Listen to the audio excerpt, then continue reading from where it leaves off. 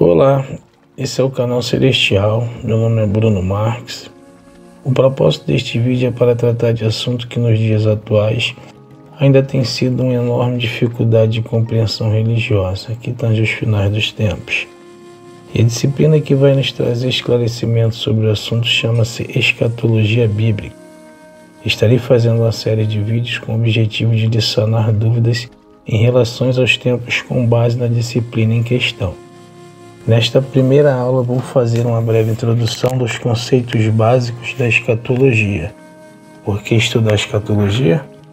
Primeiro, porque devemos guardar todo o ensino das Escrituras, a fim de não sermos enganados por falsos mestres. Veja o que diz em Mateus capítulo 7, versículo 15 e 16. Cuidado com os falsos profetas. Eles vêm a vocês vestidos de peles de ovelhas, mas por dentro são lobos devoradores. Vocês os reconhecerão por seus frutos. Pede alguém colher uvas de espinheiros ou figos de ervas daninhas?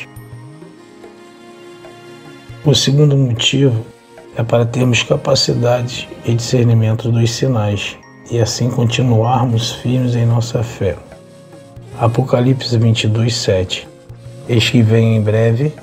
Feliz é aquele que guarda as palavras da profecia deste livro. O terceiro motivo é para consolarmos, exortarmos e edificarmos uns aos outros, de maneira que possamos trazer esperança. 1 Tessalonicenses 4,13. Não quero, porém, irmãos, que sejais ignorantes acerca dos que já dormem, para que não vos entristeçais com os demais que não têm esperança. Esses três pontos nos mostram a suma importância do estudo da escatologia. Você deve estar perguntando, mas afinal, o que é escatologia?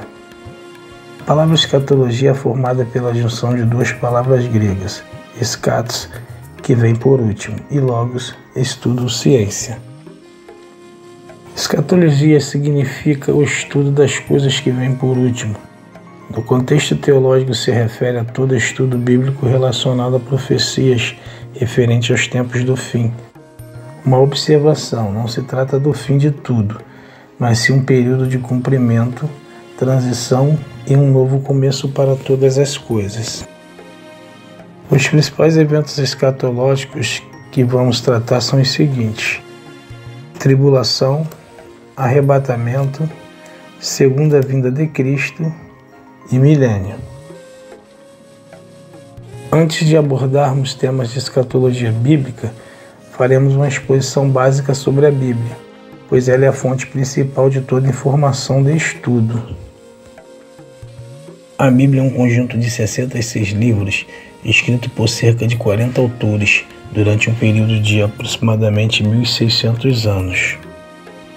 O escritor que Deus usou para escrever os primeiros livros chama-se Moisés, autor do Pentateuco, que são os 5 primeiros livros da Bíblia, por volta de 1500 a.C., e o apóstolo João encerrou com o livro de Apocalipse.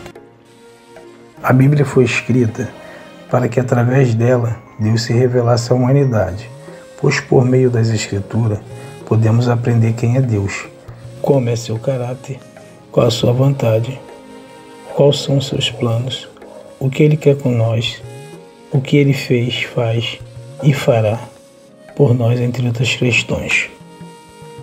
Toda a Escritura é divinamente inspirada e proveitosa para ensinar, para redarguir, para corrigir, para instruir em justiça.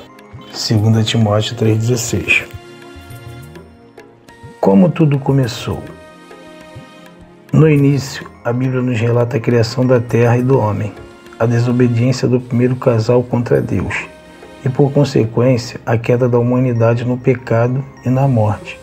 Mesmo assim, Deus não desistiu de sua criação, e naquele momento já iniciou seu plano para a redenção da humanidade, quando disse a primeira profecia sobre Jesus Cristo, relatada em Gênesis 3,15. Porém, inimizade entre tu, ó serpente, e a mulher, entre sua descendência e a descendência dela. Este lhe ferirá a cabeça, e tu lhe ferirás o calcanhar. Através dessa profecia, Deus afirmou que um descendente da própria Eva iria pisar na cabeça da serpente. Porém, essa seria uma tarefa difícil, pois o descendente também sairia ferido. Nesse trecho, vemos claramente que a serpente aqui é uma incorporação do próprio Satanás. Isso foi afirmado pelo apóstolo João quando chamou a Satanás de a antiga serpente, a respeito do diabo. A Bíblia diz em Ezequiel 28:12: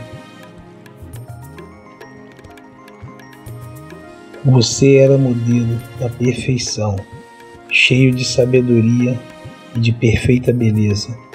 Tudo foi preparado no dia em que você foi criado. Você foi ungido como um querubim guardião, pois para isso eu te designei. Você inculpável em seus caminhos desde o dia em que foi criado, até que se achou maldade em você. Você se encheu de violência e pecou. Seu coração tornou-se orgulhoso por causa da sua beleza, e você corrompeu a sua sabedoria por causa do seu esplendor. Nesse texto, temos a informação de que o pecado nasceu no coração de Satanás. Ele foi o primeiro a pecar. Por meio dele, o pecado entrou no universo. Veja o que diz em Isaías no capítulo 14, do versos 13 ao 14. Você que dizia no seu coração: subireis aos céus, erguerei o meu trono acima dos anjos de Deus, e eu me assentarei no monte da Assembleia, no ponto mais elevado do Monte Santo. Subirei mais alto que as mais altas nuvens, serei como o Altíssimo. O grande pecado de Satanás foi querer ser igual a Deus, assumindo o lugar do próprio Deus, sendo ele ser criado. Quis deixar o lugar de criatura submissa a um Criador eterno, e quis ele mesmo se tornar o próprio Criador eterno. O mesmo trecho de Ezequiel relata qual foi a consequência disso. Por isso, eu lancei, humilhado para longe do monte de Deus, e expulsei o querubim guardião.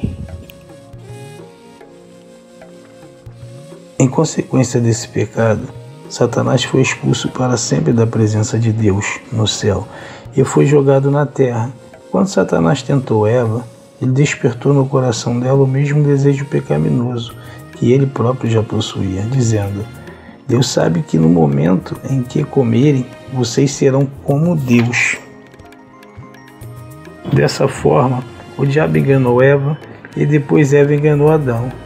E ele também comeu, dizendo: se ela comesse o fruto, se tornaria igual a Deus. Novamente aconteceu a mesma coisa.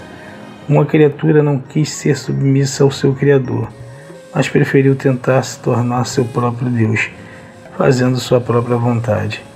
Essa é a essência de todo o pecado. Naquele momento em diante, o pecado entrou no mundo e no ser humano, e ele se tornou por natureza mau e pecador. Por isso, Deus não poderia mais se relacionar com o homem, pois Deus é santo e não habita onde há pecado. A maldição do pecado trouxe morte física e espiritual ao ser humano. Depois disso, o homem se tornou por natureza inimigo de Deus e estava destinado a existir eternamente afastado de Deus. Agora, voltando à profecia de Gênesis 3,15, o que significa esmagar a cabeça de Satanás? Sabemos que a serpente é o diabo, então esmagar a cabeça dele significa derrotá-lo, não somente a ele, mas também derrotar suas obras, ou seja, derrotar o pecado que contaminou o homem. Se o pecado fosse destruído, o ser humano seria liberto dessa maldição e poderia novamente ter comunhão com Deus, amá-lo e servi-lo e viver junto dele para sempre. A iniciativa de providenciar uma forma de deliberar o homem do pecado, ou mais precisamente alguém para libertar, um libertador, deveria necessariamente vir de Deus, pois o homem era totalmente incapaz de se libertar dessa maldição que ele mesmo, por livre e espontânea vontade, trouxe sobre si. Sabendo de tudo isso, desde aquele momento, Deus já tinha traçado seu plano, trazer Jesus Cristo a este mundo para redimir e salvar a humanidade e pisar na cabeça do diabo, a antiga serpente. Lembrando que essa é uma série de vídeos de escatologia. Você não pode ficar de fora dos próximos vídeos. Você que gostou desse vídeo, se inscreva no canal, dê o seu like e compartilhe. Até mais!